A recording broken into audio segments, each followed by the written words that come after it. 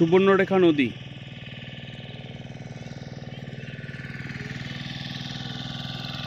তালসারির বুকে লাল কাঁকড়ার দেশে